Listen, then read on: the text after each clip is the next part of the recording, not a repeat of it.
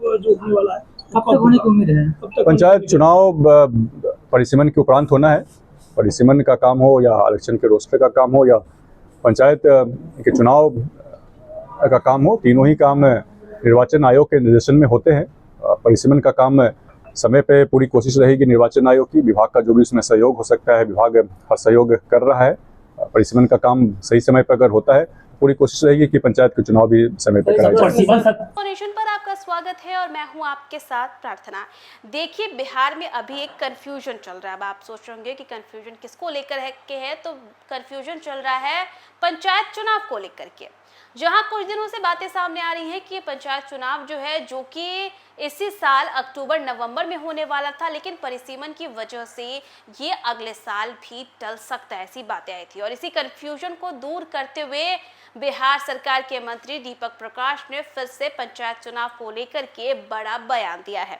देखिए, आए दिन दीपक प्रकाश कोई ना कोई बयान देते ही रहते हैं पंचायत चुनाव को लेकर के, और आज उन्होंने फिर से एक बयान दे दिया है।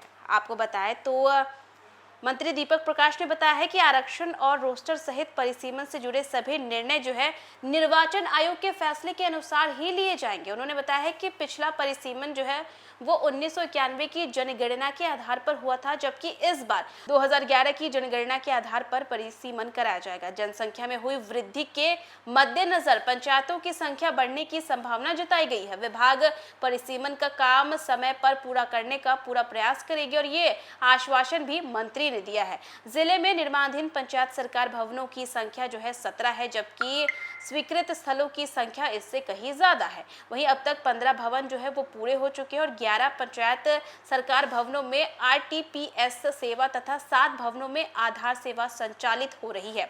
मुख्यमंत्री ग्रामीण सोलर स्ट्रीट लाइट योजना के तहत शिविर जिले में अब तक देखिए 7,810 लाइटें भी स्थापित की जा चुकी है। मुख्यमंत्री कन्या विवाह मंडप योजना के अंतर्गत जिले की 19 पंचायतों को चिन्हित किया गया है और इसके अलावा 38 मोक्ष धामों की पहचान भी की जा रही है, जिनका जो है तैयारी अभी अच्छे से चल रहा है। मंत्री ने बताया है कि शिवहर जिला परिषद के पास कुल 126.94 एकड़ भूमि है और वर्ष 2025-26 में जिला परिषद के संसाधनों से कुल जो है 16,13,655 रुपए की आमदनी प्राप्त हुई है। ये तमाम जानकारियां उन्होंने दी है जब वो बता रहे थे पंचायत चुनाव को लेकर के।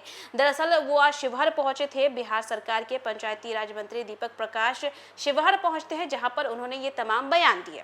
तो चलिए अब आपको वो सुनवाते हैं कि दीपक प्रकाश ने पंचायत चुनाव को लेकर के क्या कुछ बयान दिया है। जो होने वाला है, कब तक होने की उम्मीद है? पंचायत चुनाव परिसीमन के उपरांत होना है। परिसीमन का काम हो या इलेक्शन के रोस्टर का काम हो या पंचायत के चुनाव का काम हो, तीनों ही काम निर्वाचन आयोग के निर्देशन में होते हैं। परिसीमन का काम समय पे पूरी कोशिश रहेगी निर्वाचन आयोग की। विभाग का जो भी उसमें सहयोग हो सकता है, विभाग हर सहयोग कर रहा है। परिसीमन का काम सही समय पर अगर होता है, पूरी कोशिश रहेगी कि पंचायत के चुनाव भी समय पर कराए जाए।